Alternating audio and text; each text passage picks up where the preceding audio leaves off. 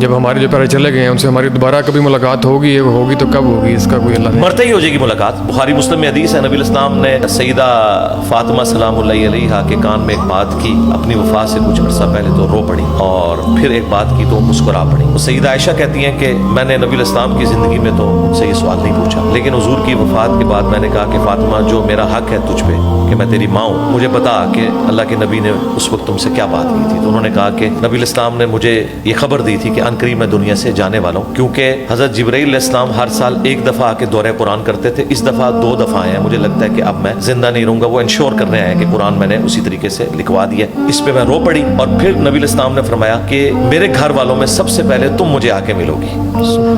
اس پہ میں مسکرا پڑی اور فرمایا کہ کیا تم اس پہ خوش نہیں ہو کہ تم جنتی عورتوں کی سردار ہو. تو نبی علیہ السلام کی وفات کے 6 مہینے کے بعد سیدہ فاطمہ فوت ہو گئی, صحیح بخاری میں آتا ہے. تو وہ مرتے ہی اپنے والد کے پاس پہنچ گئی, تو مرتے ہی ملاقات ہو جائے. قبرستان جانے کی سگنیفیکینس کیا ہوتی ہے, اور جو ہم قبرستان اپنے پیاروں کے قبروں پہ جاتے ہیں تو وہاں جا کے جب دعا پڑھتے ہیں تو وہ کیا اس کو سنتے ہیں, کیا ان تک جاتے ہیں, یا ہمارا وہ ویٹ کرتے ہیں, اس حوالے سے ذرا رہنمائی. دیکھیں قرآن حکیم میں اللہ تعالیٰ نے جو اہل ایمان ہے ان کی نشانی بتائی ہے, ربنا اغفر لنا ولاخواننا الذین سبقونا بالایمان, کہ اہل ایمان وہ ہیں جو اپنے سے پہلے جو لوگ مر چکے ان کے لیے دعائے مغفرت کرتے ہیں. تو مرے ہوئے شخص کے لیے دعائے مغفرت کرنے کا حکم اللہ تعالیٰ نے سورۃ الحشر میں دیا. اس کے بعد جنازہ رکھ دیا. بخاری مسلم میں حدیث ہے مسلمان پہ 5 حق ہیں, ان میں سے ایک یہ ہے کہ جب وہ مر جائے تو اس کے لیے جنازہ پڑھنا ہے, اس میں اس نے دعا کرنی ہے. پھر ابو داؤد میں حدیث ہے جب اپنے بھائی کو دفنا چکو تو قبر پہ اس کی قبر کے اندر سوالات کی استقامت کے لیے دعا کرو. اور اس کے بعد وہ چیز ہے جو آپ پوچھ رہے ہیں, جو عام حالت میں ہے, یعنی دفنا بھی لیا, سب کچھ ہو گیا, اب جو آپ نے وقتاً جانا ہے, وہ صحیح مسلم میں حدیث ہے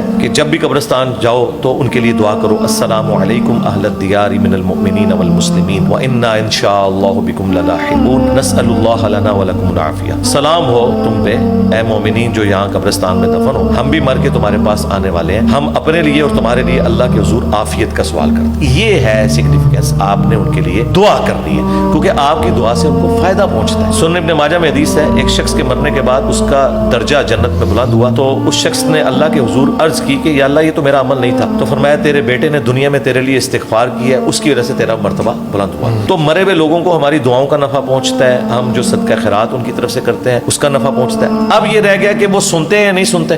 نہیں بھائی نہیں سنتے, ہاں پہنچتا ہے, جی پہنچتا ہے. اگر کوئی کہ جی پہنچتا ہے تو اس کا مطلب ہے سن رہے ہیں, تو اس کا جواب یہ ہے کہ پھر جب پہنچتا ہے تو وہ جواب دیتے ہیں, جی دیتے ہیں, تو ہم تو نہیں سن رہے, تو کہتے ہیں نہیں وہ جواب پہنچتا ہے. بالکل یہ برزخی ہے, یہ ان سین بیریئر. وَمِن وَرَائِهِمْ بَرْزَخٌ إِلَىٰ يَوْمِ يُبْعَثُونَ, ان کے مرنے سے لے کر قیامت تک ان سین بیریئر. یہ جو کمیونیکیشن ہے نا وہ اس فزیکل ورلڈ سے تعلق نہیں رکھتا. ہمارا سلام بھی پہنچتا ہے, ہم نماز میں کہتے ہیں السلام علینا وعلی عباد اللہ الصالحین. بخاری مسلم میں الفاظ ہیں جب یہ تم پڑھو گے زمین و آسمان میں ہر نیک بندے تک تمہارا سلام پہنچ جائے.